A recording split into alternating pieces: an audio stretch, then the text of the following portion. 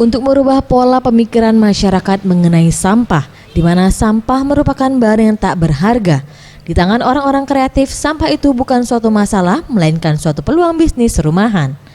Hal itulah yang dilakukan Camat Kalidoni bersama masyarakat yang berhasil membentuk instalasi 3R, yakni reuse, reduce, dan recycle. Pihaknya memanfaatkan sampah di tempat pembuangan sementara menjadi barang yang bermanfaat. Dari sampah yang telah dipilah-pilah tersebut dan melalui berbagai proses pengeringan serta penyaringan, sampah-sampah tersebut akan diolah untuk dijadikan pupuk, pembibitan maggot atau ular belatung hingga bahan bakar minyak. Camat Kalidoni Ari Wijaya mengatakan, lokasi instalasi pengolahan sampah ini merupakan TPS sementara. Setidaknya satu hari 3 kontainer sampah masuk yang menimbulkan bau menyengat. Maka dari itu pihaknya berinisiatif sampah tersebut diolah dan berpotensi dijadikan bisnis. Dengan kehadiran IPS 3R, 1 tahun terakhir sendiri diklaim mengurangi 50% sampah rumah tangga di Kecamatan Kalidoni.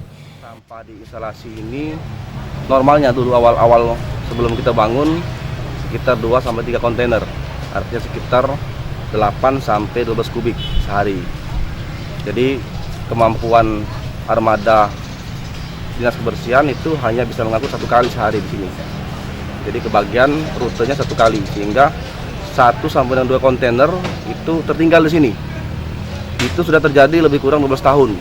Ya, jadi ini dulu kami sudah hampir 30 dump truck kami bawa sampah keluar, terus sebagian kami timbun ke dalam karena tidak bisa lagi diangkat. Artinya setelah belasan tahun dengan kondisi kelebihan sampah, kelebihan muatan, sampah-sampah tersisa kemudian di sini dibakar, tertinggal sehingga bau. Tim Liputan Sriwijaya TV.